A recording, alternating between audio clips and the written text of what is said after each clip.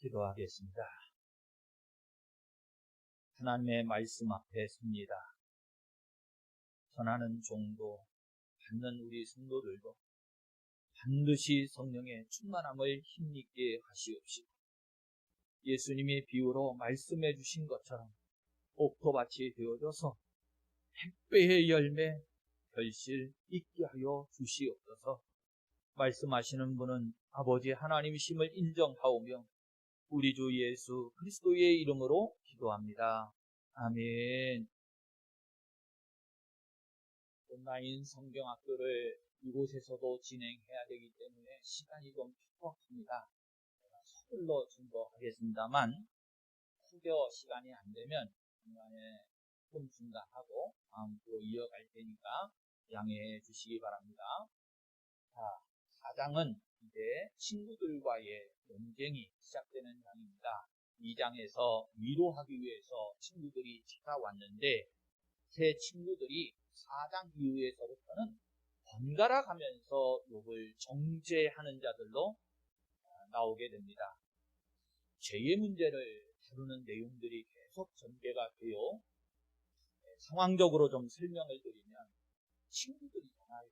그러면 욥이 고난받고 아픔 속에 있을 때에 위로자들이 되어주고 오히려 욥을 변호해주는 자들이 되어야 하는데 안타깝게도 그들은 친구들임에도 불구하고 법조문을 조목조목 들이대면서 욥을 오히려 기소한다고 그러죠. 검사들 입장에 서가지고 이제 법이라고 하는 잣대를 들이대면서 친구의 아픔과 고통을 더하는 모습을 보게 됩니다. 법이라고 하는 거요, 좀 우리에게는 부담스럽지요? 사실입니다. 그런데요, 법의 내용을 우리가 찬찬히 잘 보면 사실은 틀린 말 하나도 없습니다. 그렇지요? 우리가 더불어 살아가는 사회 속에서 존재하는 우리 국가의 법도요, 국가의 안녕을 위해서, 사회의 질서를 위해서, 사람과의 관계를 사실은 잘 규정을 해서 돕기 위해서 정당하게 잘 마련되어진 것이 법이거든요. 조목조목 다 옳은 말들입니다. 자, 그런데 지금 고난 중에 있는 욥의 입장에서 좀 생각을 해보면 이 법이라고 하는 것이 다 옳고 정당한 것은 맞는데 욥이 당하는 고통 속에서 생각해보면 얼마나 이것이 무거운 짐이 되는지 몰라요. 여러분, 법이라고 하는 것이 정당하고 옳다 그랬지요? 그런데 희한하게요, 법을 많은 사람들이 무서워하고 두려워하거든요. 왜 그렇습니까? 저는 뭐 잘못한 것도 없는데 이상하게 운전하고 가다가 교통경찰차가 삐뽀삐뽀하고 지나가기만 해도 몸이 굳어요? 여러분들은 안 그러십니까? 아니, 그분들은 옳은 분들이라니까요. 정당한 법 집행을 하는 분들이에요. 그럼에도 불구하고 우리가 왠지 그분들은 무섭기도 하고 부담스럽기도 하고 이런 것을 느끼게 됩니다. 또 그 상황을 생각해보니 그 고통 속에 있는 고난의 짐도 무거웠을 것인데 친구들이 찾아와서 법의 논쟁을 가지고 들이댈 때 얼마나 힘들고 어려웠을까 하는 생각을 하게 됩니다. 그러면서 말씀을 준비하면서 언뜻 이런 생각을 했어요. 정말로 우리가 이 욥기서라고 하는 이 성경을 바라보려면, 그렇다면 왜 하나님께서는 이렇게 4장 이후부터 아주 길게 친구들의 이렇게 욥을 찾아와서 논쟁을 하고 정죄를 하는 이 내용을 실어 놓은 것일까? 성경은 도대체 우리에게 무엇을 말씀하고 싶어서 이 내용을 기록하고 있는가라고 하는 부분이에요. 사실요, 이 친구들의 논쟁이 법적으로는 옳고 정당하다 했고요. 그런데 뒤에 가보면 아주 의외의 말씀을 대하게 되는데 하나님께서는 잘못됐다는 거예요. 옳지 않다고 오히려 지적을 하십니다. 왜요? 지금 성경이 저와 여러분들에게 법의 잣대를 들이대면서 정죄하기 위해서 이 성경을 기록해 놓은 것이 아니고요. 그것은 오히려 정당하지 못한 것입니다. 오늘 저와 여러분들에게 하나님이 들려주시기를 원하는 것은 구원론이라고 말하는 것인데 구원의 소식, 이 복음을 주기를 원하고 있는 거거든요.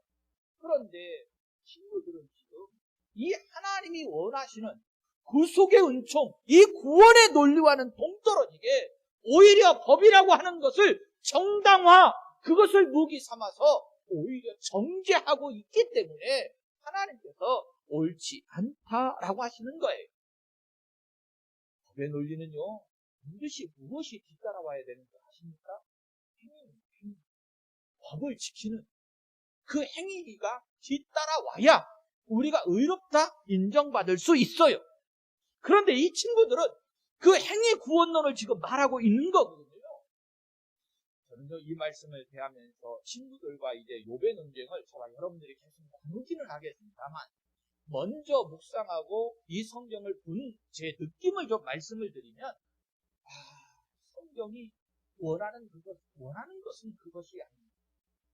목사인 저에게도 말씀을 전하면서 여러분들에게 하나님의 구속의 은총을 전해야 되는 사명이 있지, 여러분들을 말씀을 들어서 율법으로 정죄하고 책망하고 꾸짖고 하는 사명이 아니거든요. 여러분들도 서로 성도와 성도 간의 교제, 우리가 교회 공동체 속에서 한 몸을 이룬 것을 생각해 보세요. 하나님께서 왜 부부를 짝 지어주셨습니까? 하나님께서 왜 저와 여러분들을 부르셔서 교회 공동체 속에 한 몸이 되게 하셨느냐고요. 서로 위로하고, 서로 성도하고, 서로 지지해주고, 넘어졌을 때 일으켜 세워주고, 할렐루야! 이렇게 서로 돕는 배필이 되라고, 서로 돕는 한 몸 한 지체가 되라고 교회 공동체를 이루게 해주셨는데, 안타깝게도 새로운 친구들 이루어지게 아니었습니다. 로마서 10장 3절 말씀에 가보면 하나님의 의를 모르고 자기 의를 세우려고 힘써 하나님의 의에 복종하지 아니하였느니라 그랬는데, 이 말씀은요, 오늘 이 친구들의 모습은요, 마치 예수님 당시의 율법주의자들과 같은 관점, 그런 모습을 보게 됐어요. 그래서 그들에게 정죄를 당하고 있는 욥은 자신을 변호해줄 나의 중보자, 19장 25절에 가보면 나의 대속자를 찾고 있었던 것입니다. 이렇게 사장은요, 엘리바스의 이제 먼저 논쟁으로 시작이 되어지는데, 1절에 엘리바스가 대답하여 이르되 라고 하는 것을 중심으로 해서 전개를 해가면서, 엘리바스가 3절에 보면 전에 내가 여러 사람들을 훈계하더니, 5절에 보면 이제 이 일이 내게 이름에 놀라는구나. 7절에 생각하여 보라, 죄 없이 망한 자가 누구인가. 8절에 악을 밭갈고 독을 뿌리는 자는 그대로 거두나니, 이렇게 말을 합니다. 그런 이후에 자신이 경험했다라고 하는 영적인 체험을 근거를 들어서 17절에 사람이 어찌 하나님보다 의롭겠느냐 그러면서 정죄를 해요. 이것이 전체적인 내용의 흐름입니다. 여러분들도 아마 이 흐름이 잘 정리가 됐으리라고 생각을 합니다. 4장에서부터 시작되는 욥과 친구들 사이의 논쟁이 무려 장장 31장까지 계속이 되어지는데, 정리가 되어지고 제가 높아심에서 계속 강조합니다. 우리가 다루는 이 말씀들 한두 절들을 보면 다 옳고 정당한 말씀처럼 보여져요. 사실이 그렇습니다. 그런데 중요한 건 있습니다. 저나 여러분들의 생각이 중요한 게 아니에요. 우리가 성경을 대하는 것은 하나님의 생각을 알기를 원하고 하나님이 무엇라 말씀하시는지를 듣기를 원하는 거잖아요. 그렇지요? 자, 그런데 성경에서 보니까 하나님께서 마지막에 가셔서 정당치 못하다, 이런 판정을 하게 됩니다. 자, 저나 여러분들이 이 부분을 항상 상고할 때에 명심해 둬야 될 점이 있습니다. 하나님께서 정당하지 못하다 그랬는데, 그러면 우리의 이제 관점, 초점이 뭐겠어요? 하나님이 무엇 때문에, 도대체 이 친구들이 무엇을 말했는데 정당하지 못하다 이렇게 규정하신 것일까? 예전에는 제가 성경을 알지 못할 때에는 욥이라고 하는 인물에 대해서 의인이다, 동방에 의롭게 산 사람이다 하나님이 그렇게 인정하셨다라고 하는 이 부분 때문에 아무리 성경을 읽어봐도 욥이 잘못한 것이 없는데 친구들은 와가지고 알지도 못하면서 법의 잣대를 가지고서 이 욥을 자꾸 심판하고 정죄하니까 이게 잘못됐다고 하는 거겠지, 이런 정도의 수준으로만 알고 있었어요. 그것도 초보적인 수준으로 해서는 성경을 많이 안다 이렇게 인정할 수도 있겠습니다.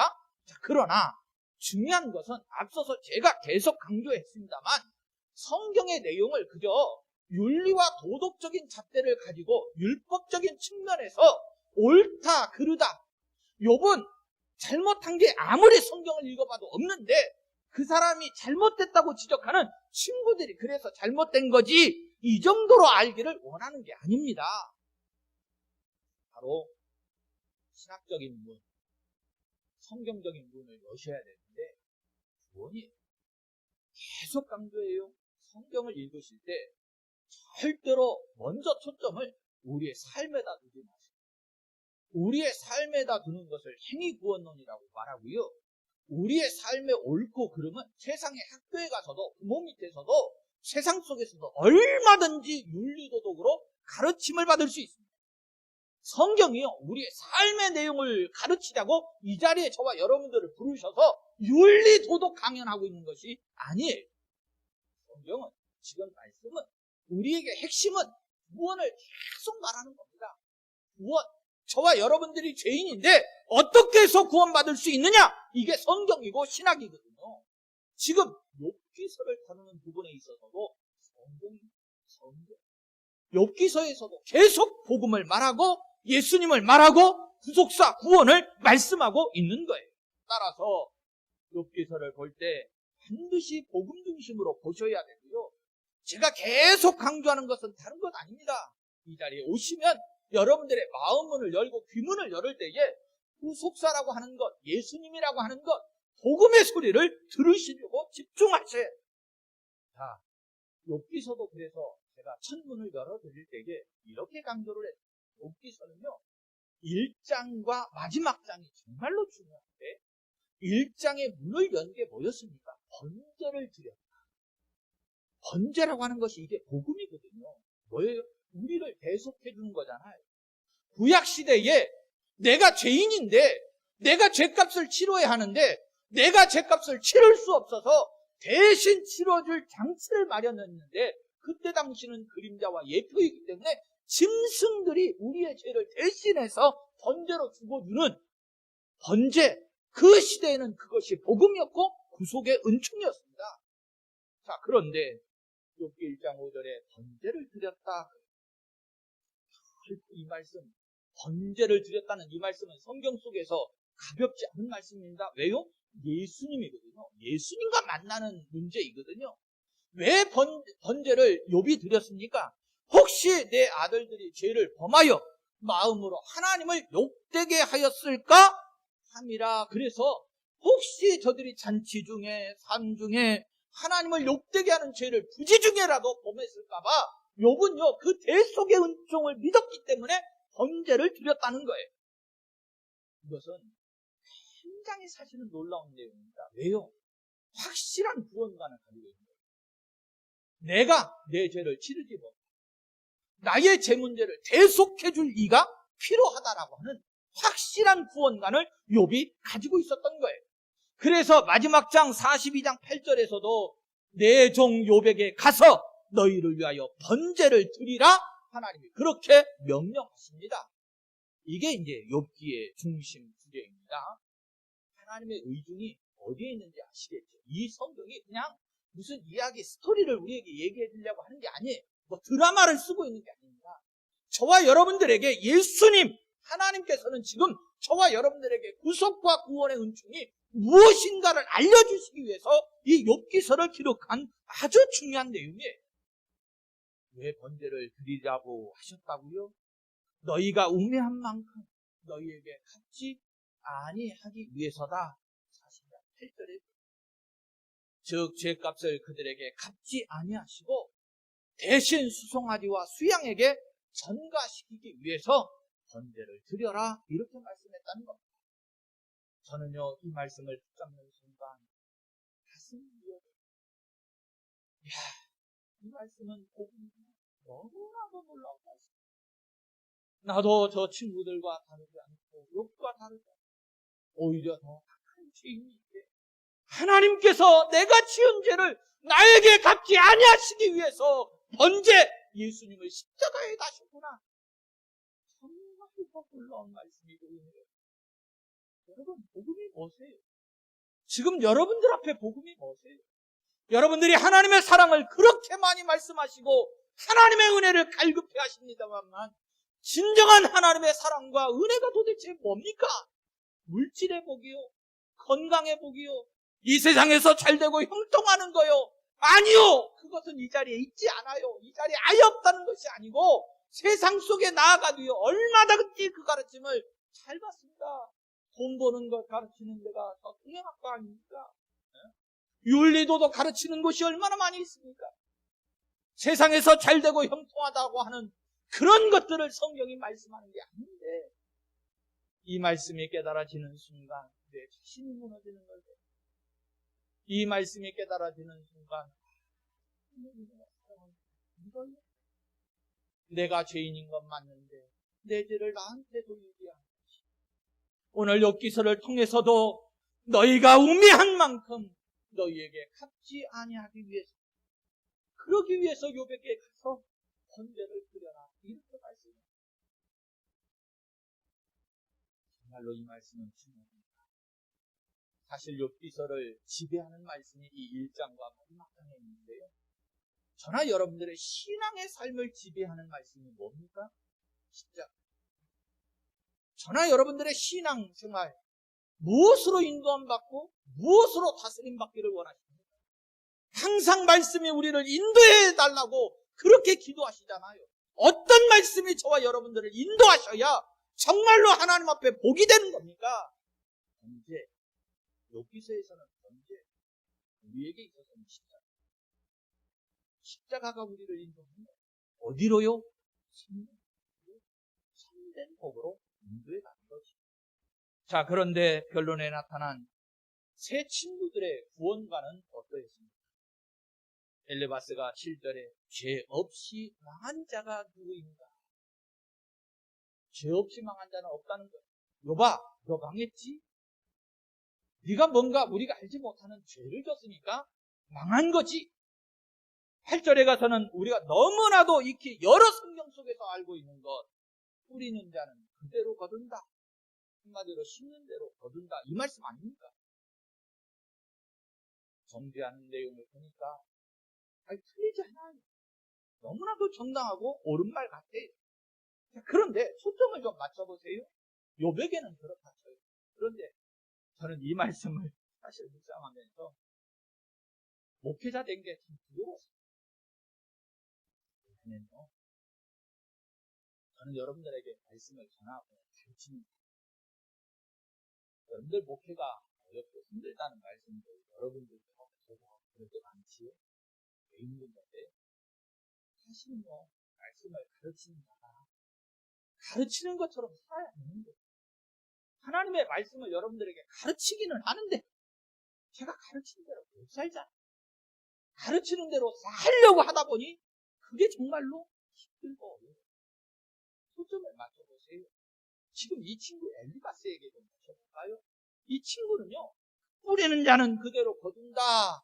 죄 없이 망한 자가 없다. 다 옳은 말만 해요. 욥에게 지금 쏟아내고 있어요. 그런데 정작 본인 엘리바스 그런 말을 하고 있는 자신은 도대체 죄가 없는 것입니까? 죄가 없어서 이 친구 엘리바스는 망하지 않았다는 그런 말입니까? 그런데 성경을 한번 들어서 정리를 해볼까요? 로마서 3장 9절 말씀에 다 죄 아래 있다. 우리가 이미 선언하였느니라. 저와 여러분들이 다 어디 있다고? 죄 아래 있다고 말씀해요. 그런데 이 친구들 엘리바스의 말 속에서는 율법적인 정죄만 있을 뿐이지 더 나아가서 정말로 우리가 듣기를 원하고 보기를 원하는 복음은 없는 거예요. 이 친구들의 말을 계속 우리가 검토하게 될 건데 욥하고는 다릅니다. 언제 나오지 않아요. 속량도 없어요. 중보자도 말하지 않습니다. 한마디로 이 친구들의 말 속에서는 복음적인 요소가 없습니다. 이게 정말 중요해요. 저나 여러분들이 성도와 성도 간에 교제할 때도 정말로 중요한 건 뭡니까? 옳은 말만 하는 거예요? 그거 아니에요. 예수님 복음을 내가 지키고 따르고 그리고 내가 얻은 이 생명 그것을 함께 공유하면서 공유하고 지지하고 나누는 것, 이게 성도의 참된 교제이거든요. 먹고 마심도 중요하고 함께 더하여 선교하는 것도 중요하고 예수 믿고 봉사하고 헌신하는 것도 성도의 아름다운 교제 가운데 하나이든지 모르지만 정말로 나누어야 할 성도의 교제는 뭡니까? 구원을 나누는 거예요. 그게 정말 하나님 앞에 최고의 가치이거든요. 그런데 욥은 보세요. 우리가 3장을 볼 때는 욥이 행동하는 것도 있고 원망하는 것도 있었지요. 자기의 생일을 저주하기도 했어요. 그런데 여러분 욥을 보시면 확실한 게 있습니다. 그 속에 뭐가 있느냐? 예수가 있어요. 복음이 있다 그럽니다. 구속의 교리에 확실하게 서 있음을 우리가 보게 됩니다. 그래서 정말로 욥은 하나님이 인정하실 수밖에 없는 사람의 모습이 무슨 삶 속에서 의롭게 살아서가 아니고 그 속에 뭐가 있어서요? 복음이 있었어요. 구속이라는 내가 죄인이지만 하나님의 은혜로 하나님이 내게 복음을 주신 구속의 은총 속에 삽니다 라고 하는 놀라운 복음의 빛이 그 속에 있었기 때문에 이거 우리가 정리하고 살아볼 거예요. 그런데 이 친구들과의 논쟁을 좀 다루다 보니까 복음, 예수님 우리가 계속 찾겠습니다만 그래도 먼저 이 율법이라고 하는 측면도 무시 못해요. 알아야 친구들의 논쟁이 이게 문제였구나 라고 하는 것을 알 수 있거든요. 우리가 깊이 있게 율법은 몰라도 이미 로마서를 우리가 공부하면서 정리한 내용들이 있습니다. 그렇죠? 율법의 기능이라고 하는 것, 역할이라고 하는 게 도대체 뭐냐? 이거였잖아요. 법이 도대체 무슨 역할을 하고 무슨 기능이 있느냐? 이걸 알고 가야 이제 그 논쟁 속에서 우리가 좀 더 도움과 교훈을 받을 건데 바울 사도가요 율법을 가리켜서 이렇게 말합니다. 로마서 7장 12절 말씀에 이로 보건대 율법은 거룩하고 계명도 거룩하고 의로우며 선하도다 그럽니다. 다시요 율법이 뭐냐라고 하는 것을 바울 사도가 로마서에서 정리를 할 때 이렇게 정리를 했어요. 율법은 거룩하고 계명도 거룩하고 의로우며 선하도다. 한마디로 율법은 거룩하고 의롭고 선하다 이렇게 정리를 해요. 그거는 그냥 일반 상식으로 생각해도 그거 맞는 얘기입니다. 왜요? 율법도 하나님이 주신 거잖아요. 하나님이 더럽고 추하고 악하고 죄악된 것을 우리에게 주셨겠어요? 그거 아니죠? 율법도 하나님이 주신 것이고 바울 사도가 정리한 대로 하나님이 주신 것 속에 거룩하고 의롭고 선하다 이렇게 정리한 것 맞습니다. 여기에서 친구들의 말도요 율법적인 측면 그 말을 만 보면 의롭고 거룩한 말들입니다. 그런데요 바울 사도의 이 놀라운 율법의 정의 속에 또 하나 우리가 귀담아 들어야 될 정리가 있는데 바울이 율법을 가리켜서 로마서 8장 2절에 그럽니다. 죄와 사망의 법이다. 이거 정말로 충격적이에요.